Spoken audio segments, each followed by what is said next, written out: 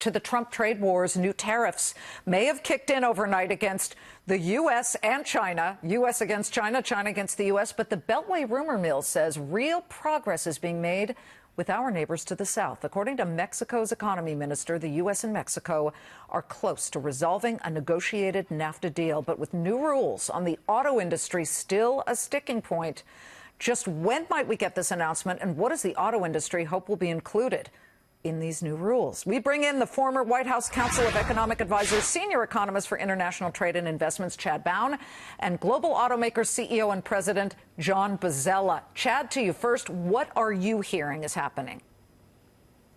Well, we've been hearing for a number of days now that the Americans and Mexicans are close, at least in terms of what they've been working on, which are these new rules of origin for automobiles in the North American region. This was a key sticking point between those two partners. But I think we're going to really have to wait and see what the details are. I mean, we don't have a deal yet as far as we know. There hasn't been an announcement. Right. And it's really going to depend on the nitty-gritty. The president, John, has tried to demonize, work very hard to demonize cheaper Mexican labor, and any company here in the U.S. that does business in Mexico. How do you stand? You represent so many voices in the U.S. auto industry. What do you hope is in here? What must be in here?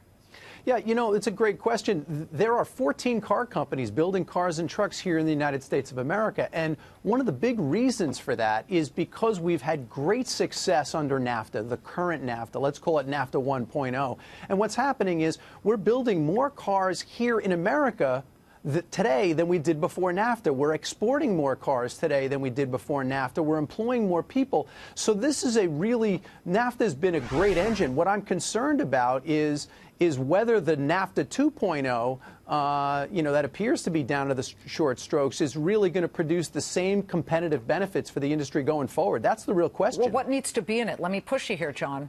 Yeah, so, these rules, you heard Chad call them rules of origin. These are the rules that you need to comply with to get the duty-free benefits of NAFTA. They're incredibly complex and challenging, much, much more so than in the current NAFTA. And so what we have to make sure is that those complex sets of rules get the balance right between allowing for a competitive NAFTA to support strong supply chains while at the same time supporting American investment. That balance is really not going to be clear to us until we see the details. Chad, it's still very contentious between the U.S. and China. Of course, overnight, $16 billion. That would be on any Chinese goods coming into the U.S. That's what the U.S. has slapped 25% tariffs on.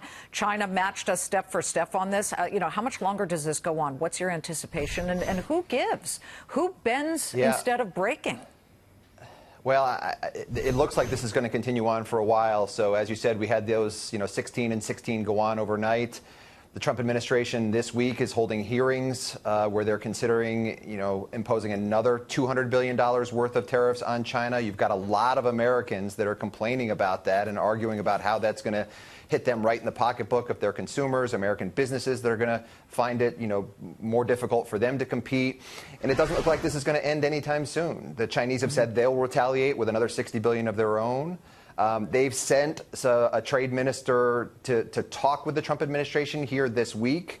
But, those are relatively low-level talks, and I fear that this is going to continue to get worse before it gets better. Yeah, all the hotels are sold out. You've got trade reps from every country coming to D.C. But, John, the president has gotten people's attention, and perhaps being a disruptor is super important to at least show you mean business, you've got to get your way. But tell me, as a business network, we are watching stocks. If there is, let's just say first a NAFTA deal, forget all the national, other international deals. But, John, if there is a NAFTA deal that is friendly to the auto industry, what do you expect these companies to do? How will they react? Yeah, if you have a NAFTA that's got that balance right, as I said, between maintaining competitive supply chains and continuing to support American manufacturing, I think that would certainly be good news. And what you'd continue to see is more investment in the United States. But I think that's still an open question. And again, you have to put NAFTA in the context of the other trade disputes that you're talking about. It is unclear to us, for example, whether after completing a NAFTA, the president or the administration might not then impose further auto tariffs and taxes on the industry, which would make the benefits of NAFTA washed away. So there's still a lot of policy risk and uncertainty right now, even if you complete NAFTA. Chad, John, wonderful to have you. Could be any minute, could be any hour. We keep hearing, but again, this is very close, at least with Mexico. Canada is part of NAFTA. Got to hear from them, but we'll be watching it. Thank you so much.